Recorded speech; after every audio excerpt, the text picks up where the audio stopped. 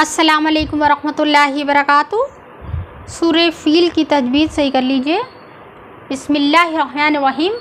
الم تر کیف فعل ربک باصحاب الفیل۔ الم ترا، اب یہ را ہے، را کے پر زبر ہے اس لیے گول پڑا جا رہا ہے اور اس کے پہلے تا آ رہا ہے۔ تا زبان کی نوک سامنے کے دو دانتوں کی جڑوں سے لگا کر ادا کیا گیا ہے۔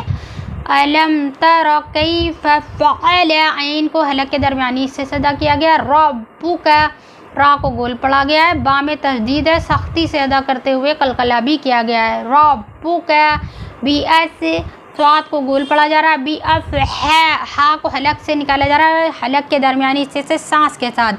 باصحاب الفیل۔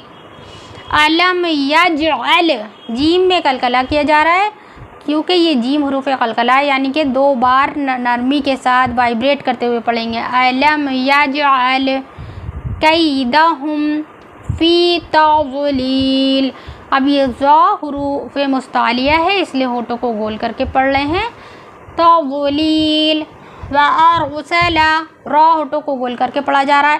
وارسل علیہم، عین حلق کے درمیانی حصے سے ادا کیا جا رہا ہے۔ وارسل علیہم، تا حروف مستعلیہ ہے اس لیے ہونٹوں کو گول کر کے پڑھا جا رہا ہے۔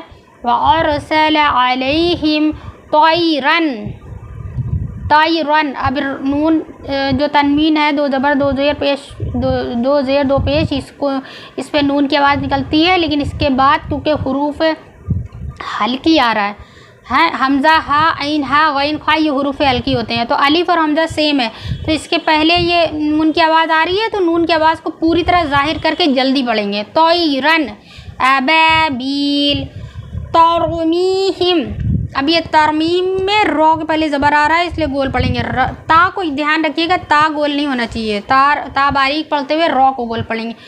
ترمیہم، اور جب بھی کسی الفابیٹ کو گول پڑھنا ہے تو اس کو پڑھنے کے وقت آپ ہونٹوں کو گول کر لیں تو کیا ہوگا، وہ اپنے آپ ہی گول ہو جائے گا۔ ترمیہم بحجارۃ، بحی، اب یہ ہا حلق سے نکالا جا رہا ہے سانس کے ساتھ۔